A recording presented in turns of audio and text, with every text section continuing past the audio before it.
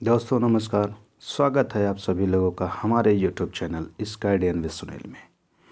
आज हम आप लोगों को बताएंगे कि अगर हमें net profit before tax question में नहीं दिया हुआ है तो उस केस में कैसे निकालेंगे।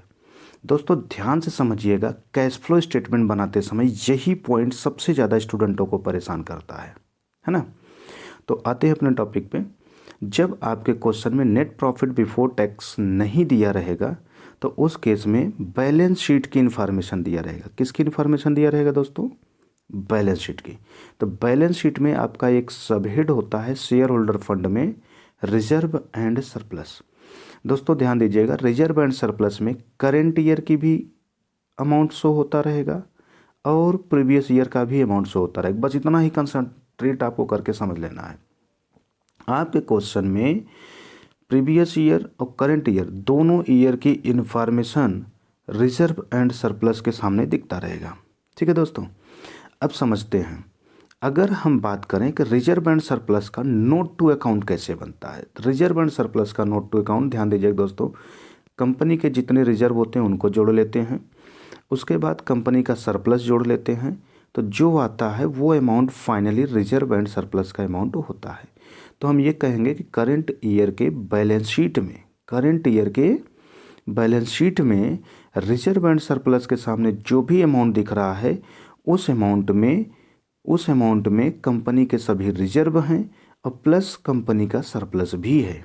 ये तो बोल सकते हो ना दोस्तों, इसमें भी किसी को डाउट है? नहीं है। अब ध्यान दीजिएगा, जो कंसंट्रेट करना है, सबसे ज़्यादा कंसंट्रेट का जो मेरा मेन पॉइंट है वो है सरप्लस।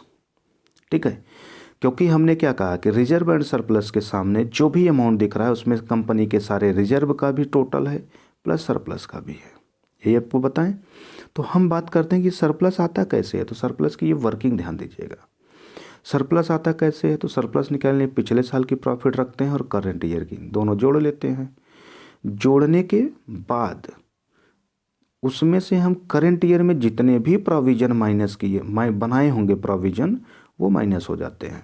और ये प्रोविजन एक्सपेंस वाले की नहीं बात है, लाइबिलिटी की, क्योंकि एक्सपेंस वाले प्रोविजन पीएल में दिखाए जाते हैं। जैसे प्रोविजन फॉर बैड डेट्स हो गया, है ना, प्रोविजन फॉर डेप्रिसिएशन हो गया। तो इनकी बात मैं यहाँ के लिए नहीं कर रहा हूँ, वो वहाँ पर दिखाया जाता है। तो वो कह सकते हैं कि पीएल अकाउंट का जो प्रोविजन होता है वो प्रॉफिट बिफोर टैक्स आने से पहले ही वो प्रोविजन माइनस हो चुके रहते हैं। तो इसलिए उसको ध्यान नहीं रखना है। प्रॉफिट बिफोर टैक्स के बाद जो प्रोविजन होते हैं वो इसी में से माइनस होते हैं, तो इसलिए उसको ध्यान रखना है ना। तो प्रीवियस ईयर और करंट ईयर की प्रॉफिट रख दिए, उसके बाद प्रोविजन माइनस होता है और जितना भी पैसा ट्रांसफ़र किया जाता है रिजर्व में वो माइनस होता है। तो जो अमाउंट आता है वही सरप्लस का अमाउंट होता है। अब दोस्तों आपको यही ध्यान रखना है।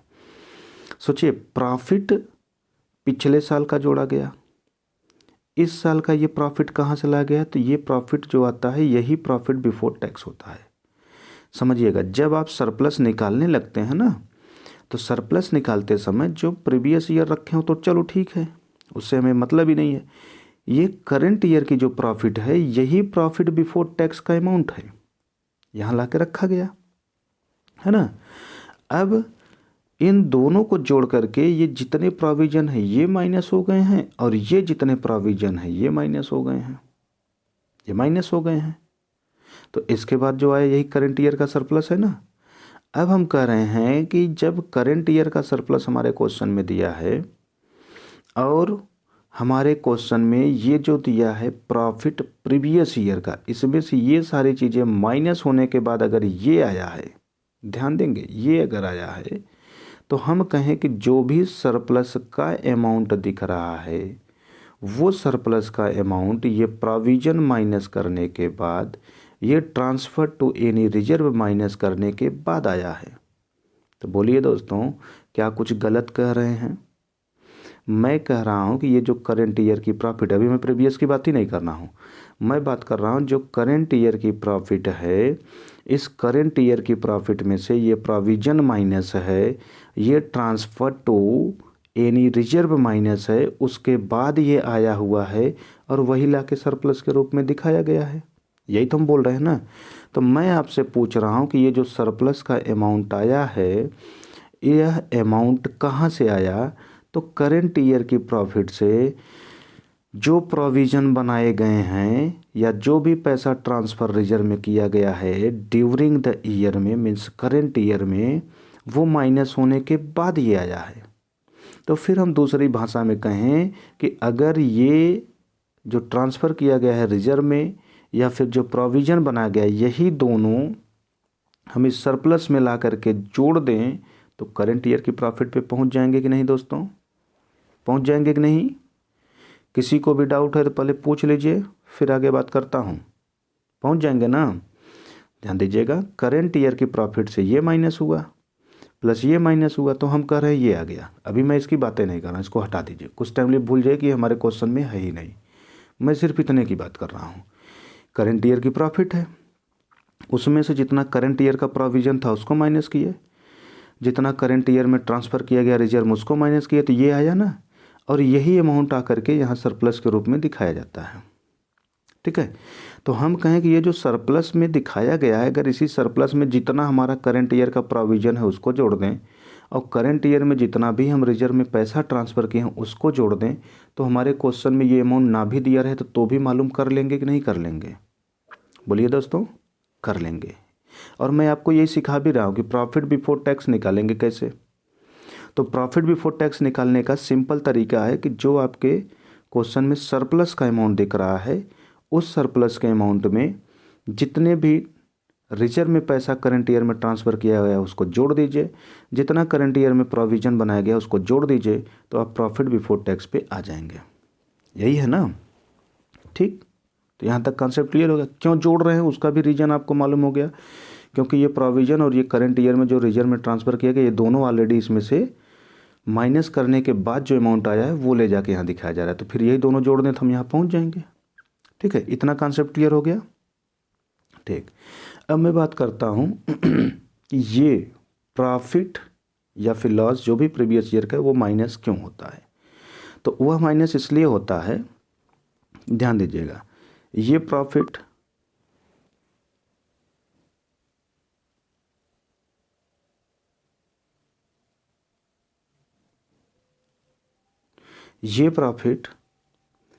और ये प्रॉफिट ये दोनों साल का आपस में जुड़ते हैं, फिर ये आता है, फिर ये दोनों माइनस होते हैं, तब ये आता है, तब जाके यही यहाँ सरप्लस में दिखाया जाता है।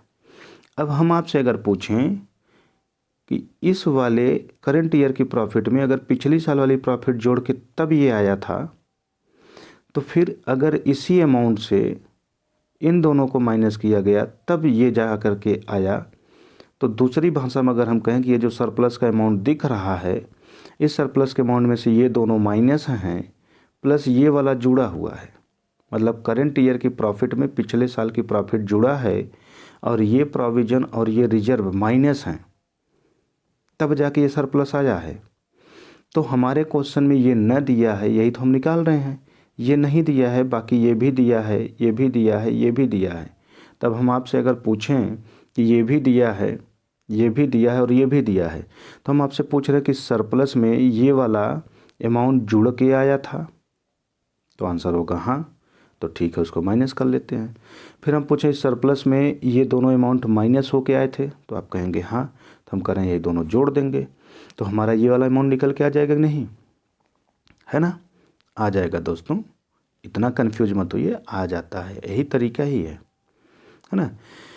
अगर ये आ गया तो अब हम आपको डायरेक्ट बोल रहे हैं कि आपसे नेट प्रॉफिट, ध्यान दीजिएगा, मैं बोल रहा हूं कि अगर आपको नेट प्रॉफिट बिफोर टैक्स निकालने के लिए कहा जाए और आपको ये इन्फॉर्मेशन ना दे करके ये सब हटा दे, सिर्फ पिछले साल प्रीवियस ईयर का रिजर्व एंड सरप्लस और करंट ईयर का रिजर्व एंड सरप्लस में जो भी पैसा दिख रहा दे रहा हो तो उन दोनों को पहले आपस में माइनस कर दीजिए। माइनस करने के बाद जितने भी करंट ईयर में प्रोविज़न और ट्रांसफ़र किए गए हैं रिजर्व में उसको ला करके आप एडजस्ट कर दीजिए, तो आपका नेट प्रॉफिट बिफोर टैक्स आ जाएगा। ठीक है दोस्तों, इसमें कोई डाउट किसी को, किसी भी प्रकार की डाउट है तो पूछ लीजिए, फिर आगे बता, कोई बात नहीं है। बाकी और भी कोई डाउट बनता है किसी भी स्टूडेंट को तो मेरा नंबर स्क्रीन पे शो कर रहा है, आप उस पर कॉल करके अपने डाउट को क्लियर कर सकते हैं। ठीक है दोस्तों, तो चलिए नेक्स्ट वीडियो में मिलेंगे एक नए टॉपिक के साथ। तब तक आप सभी लोगों का बहुत बहुत